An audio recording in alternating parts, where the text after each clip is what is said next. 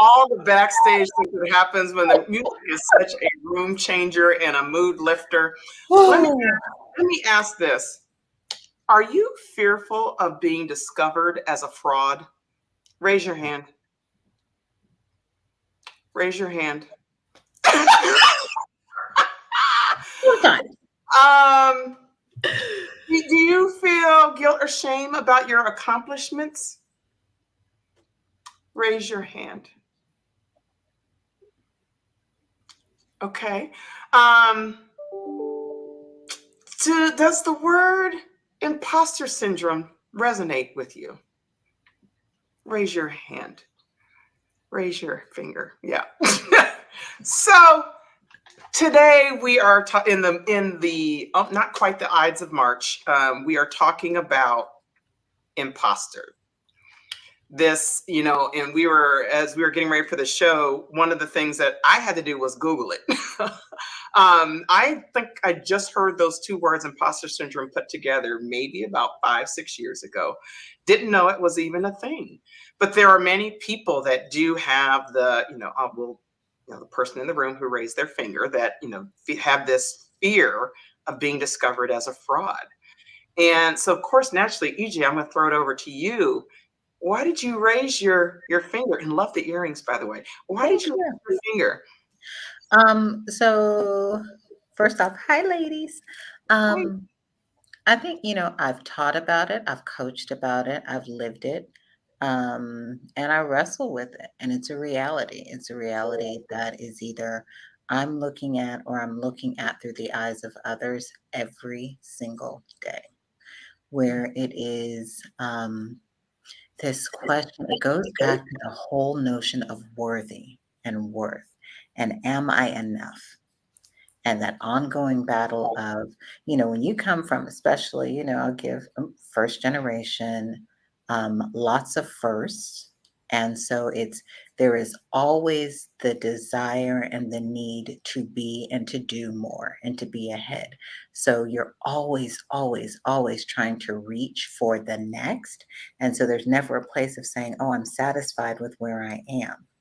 And therefore, if you're always, always seeking for that next grade, the next big achievement, you're never, satisfied with where you are, which means that where you are can't be enough because there's always the need to go to something further, right?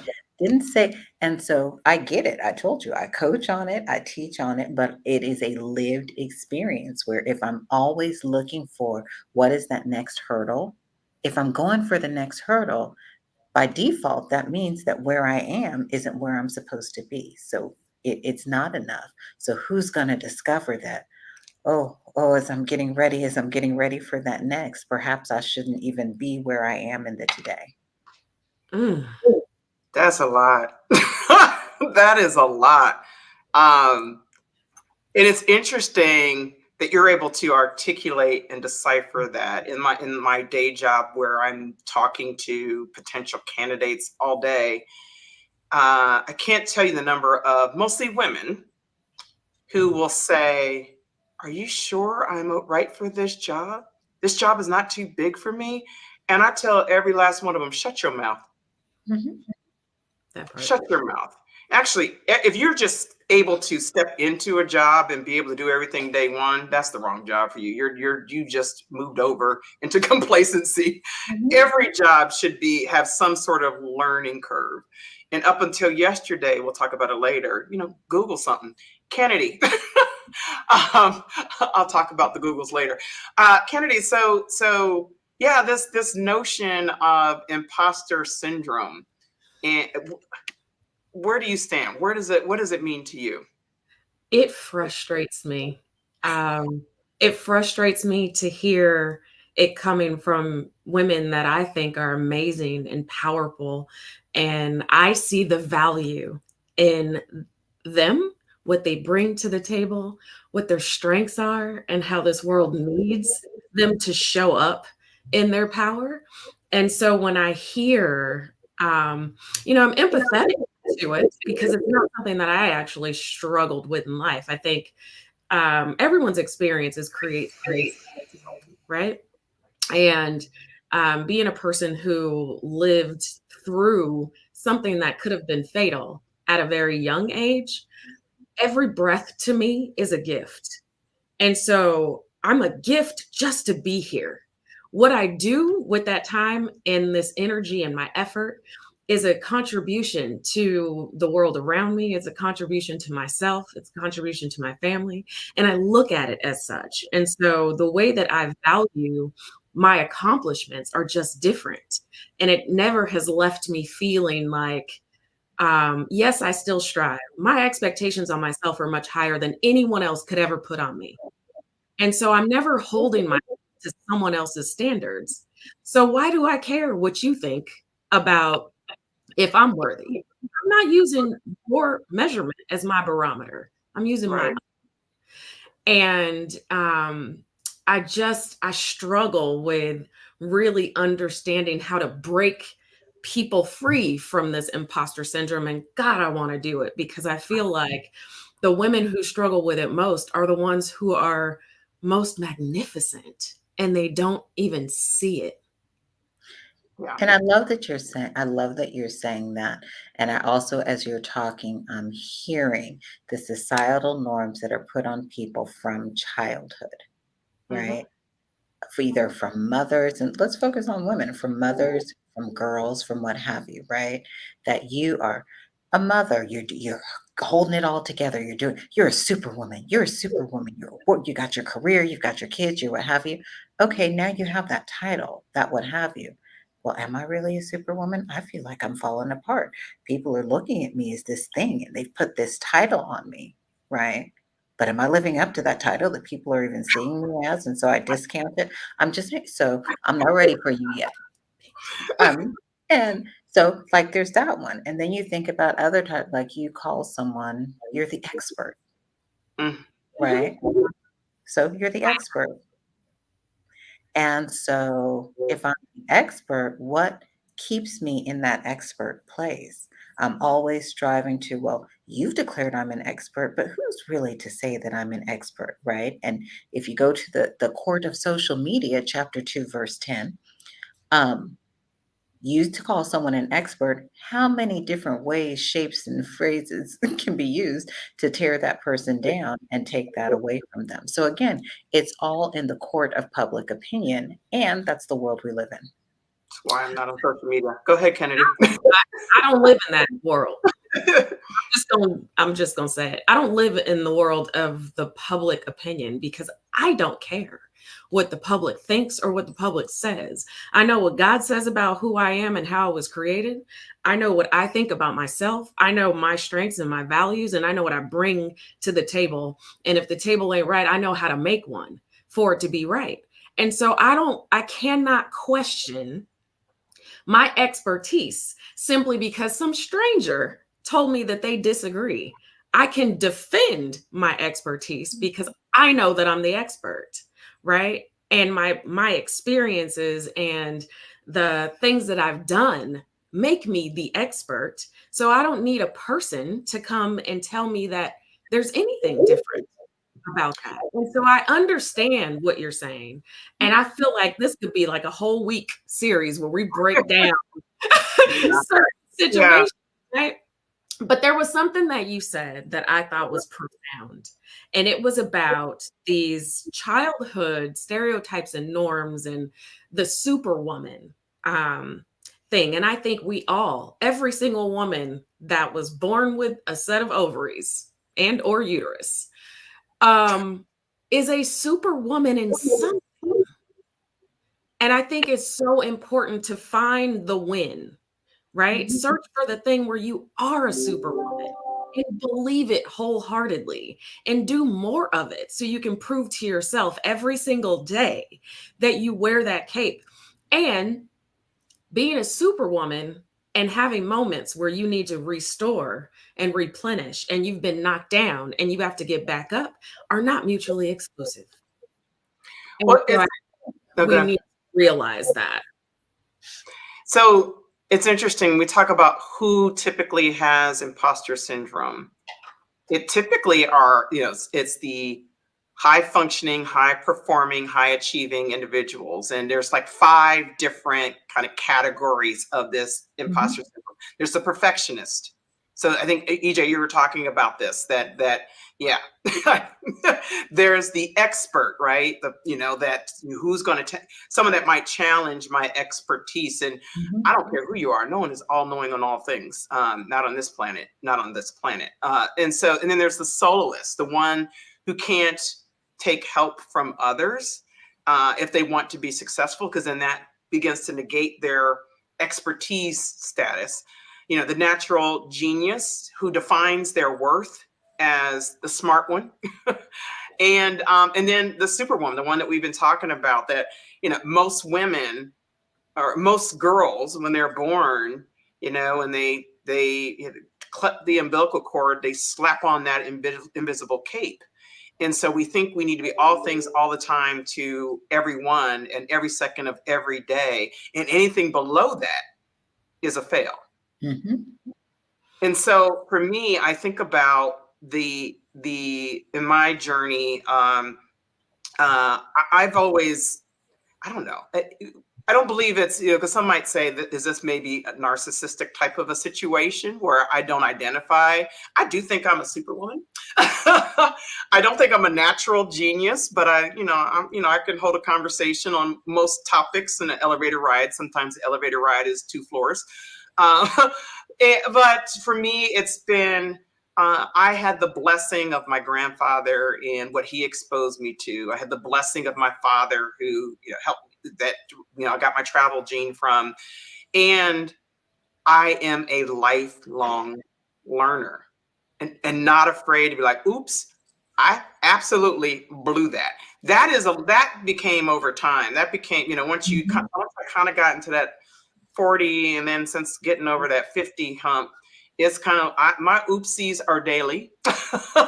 And I celebrate them daily. And there's often times where, how many lessons you need to learn. For me, it's usually once where I need to learn that particular lesson so that I don't repeat it. But I love that stretch within me and have forgotten or put aside this perfectionist. I used to be that. I used to be this. I still am kind of the soloist where I'm not asking for help, not because of imposter syndrome. It's more so of an inconvenience to others. And by the time I ask and get them to get it, explain it, I could have done it. Or, if it's impacting my brand. But imposter syndrome just doesn't live here. And I find it interesting where it lives and where it doesn't live. Thoughts on that? I would probably go 2 places with it. Something that you said around it, it's something that you practiced, that you learned, right? Because of how you were raised, because of what you were exposed to, right? That taught you how to engage and act in a particular way.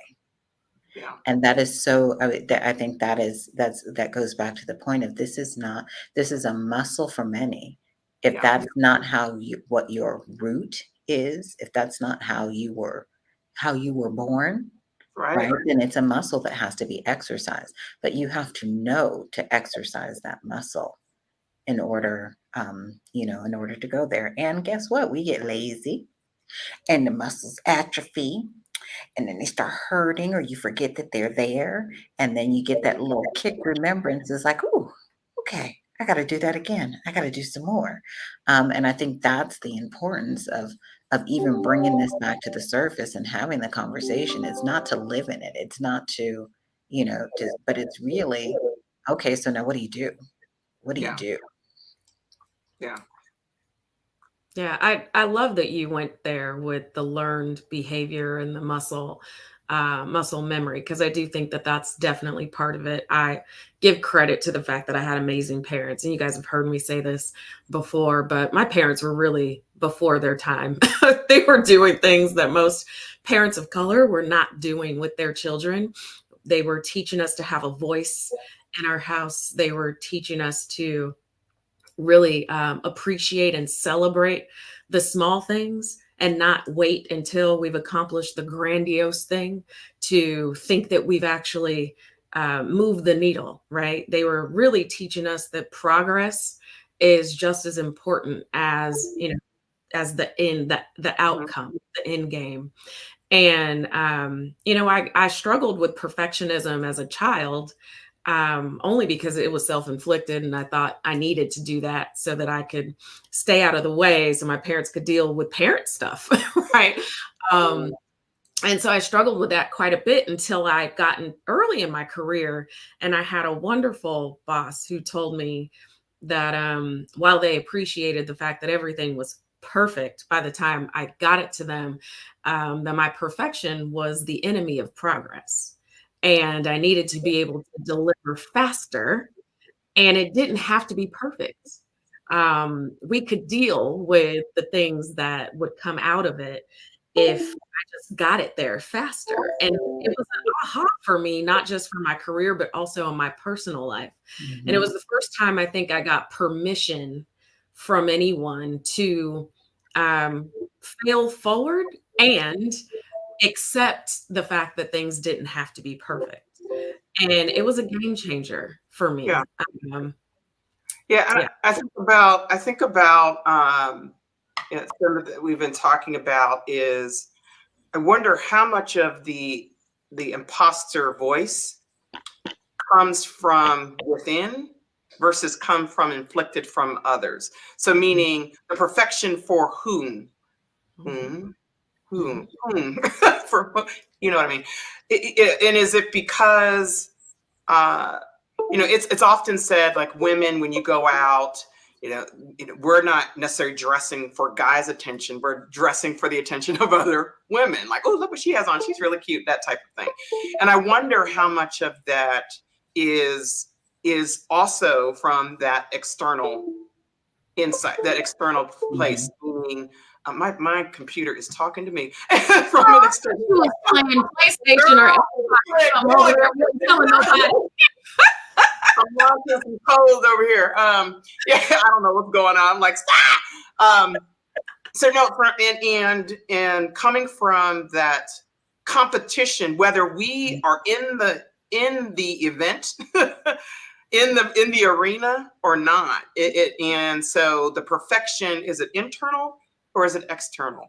Is the superwoman internal? Is it more from an external perspective? And I had a conversation with a colleague last week where we bumped heads a little bit, and she had asked for, and I was like, hey, we're going to work together again.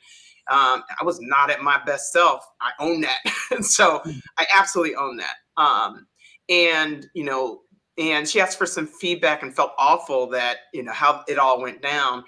And I said, at the end of the day, there is nothing you can say that is worse than what I will say to myself. Mm. My bar for me is higher than anyone else's bar, and it always will be. But my bar has some give in it, and it Mhm. has a lot more give in it. It's not that 7 foot, what is that, that high jump anymore. It's my bar is, it's a high. I gotta elevate. We're working some of my calf muscles, but it's still it's achievable in terms of being able to clear it. And when I don't, like I said, daily bumping the head on this bar, it's forgiveness and grace and owning it loudly. Yeah. I All have a right. question for you, Gigi, but before you dive in, I got a Mhm. question for you. We always ask EJ questions. We I always know. we always ask EJ questions. I'm just saying. I'm glad So you much. acknowledged that. Thank you. We Okay. always ask EJ. Well, you are the one that raised your finger, so I with that I raised my will. finger. I think I was set up though, but anyhow, carry on. Okay, here's the question. Is is imposter syndrome just one of those things that maybe it's not real at all? Maybe it's just one of those things that we use to prevent us from really Ooh. stepping into the life God has called us to live. Um, Ooh. yes, and Mm. right, because we put a name to it, right? Robin, you said, ooh, it felt weird to say Robin. Anyhow, um, that. Who are you talking to? that you just learned that phrase 5 or 6 years ago. You put a name on it. So you put a name on it, which actually sometimes gives it power, but sometimes takes away power. But you put a name on it. Um, I think, to your question, it is that constant battle and wrestle with um, of am I worthy? And am I worthy not just of, my today, but even in the broader, it's not about work. It's even, am I worthy for the God calling that the Creator has put on me and what I need to do? Am I Ooh. really worthy for all that the power and influence and expression that can come Mhm. from that? Yeah, all of that is tied together What if the because answer is no? What if the answer is you're not worthy, but through his grace and what he can do through you, you are equipped and capable, and that makes you worthy. Then 100%. okay. And guess what? That's a muscle. Mm, That is a muscle that has to be exercised on a daily basis. That's all, and that's kind of where I'm Yeah, going. yeah. Because if it's not, and that's why I appreciate having these types of conversations and people tapping into these conversations, because when you don't and you don't Ooh. acknowledge it, right? The end result is many things besides just the you're constantly in this spin in this swirl. You, you can physically make yourself ill, Mm, mm, mhm. physically ill. And that's mental illness, but also physical illness, ulcers, all kinds of others as a result of this internalization. And Yeah. so, and I say that because It's a toxic. literally It's a I was toxic. It's toxic. I Yeah. was coaching someone this week, and they were talking to me about how they had to take a step back because all of the doubt and what have you and expectation they were putting on themselves from external forces has worked themselves into illness, and they ended up being hospitalized. Jeez. Right. Well, our girl Olivia just gave us a nice little segue Love to you, Olivia. our do something. So how do we take this power out of this toxin, right? And I think we just had the Oscars. I think that ends the award season. We need to fire the actor and the rest of the cast. And what that means, this morning I was watching Christina Applegate, who has MS, and she was talking about she's had this representative, this actor that shows up and looks like Christina Applegate. Meanwhile, while she's trying to handle her internal conversation. And so I around MS and adopting to it. And so for me, the fire your actor, I think the best way to overcome something is to one, acknowledge it, but two, say it out loud. Say it out loud. It's one of these things. When I was running my first and only marathon, I told people about it because then they would hold me accountable to it, right? And so I think firing that actor that is in this case saying you're not worthy. In this case, that is saying there's doubt that you're not good enough. Fire that fool, and then fire the rest of the cast. So anyone else that is around you, 1, 2, 3, 4 degrees of separation, or in the separation of their basement in front of their keyboard in the Googles, fire them. They have no presence, they have no power, they have no impact in what you can own and what you can do. And I'm gonna Yeah. just add to that, because if the rest of the cast happens to be related to you, married to you, someone that you gave birth to, someone you Yeah. hate, and you can't necessarily fire them because you can't Fire fire them. the building out. You could, but that's a whole different segment. That's a Um, different segment. I'm saying fire, not in terms of you don't need to get a divorce, you don't need to disown your kid, but let them know that that doesn't live here. That is right, not allowed here. Yes. exactly. And Mhm. let the voice I know some that is good divorce lawyers if you need any. I'm just and let the voice that's drowning all of that out be greater yeah, than the 100%. cast. 100%. Well, if you're gonna fire your actor and the rest of the cast, then you should probably rehire you. Absolutely. And I think one of my favorite quotes, and don't ask me who it's by, and I have a picture that goes with the quote, and it says, "What if you fall? But my dear, what if you fly?" And Woo. so that question of how do you recommit to you, right? And you take out yeah, there are all these things that are telling you you can't, these voices that are telling you you can't. But listen to that one for a moment that says, what, you know what? Just by leap of faith, maybe you could. So reclaim it, reinvest in you, rehire you, because if not you, then who? Open up and accept the positivity and the positive feedback and the positive reinforcement. And guess what? You are extraordinary. And if you have to say at this or at that, it doesn't have to be to everything, but you are extraordinary, and walk in it.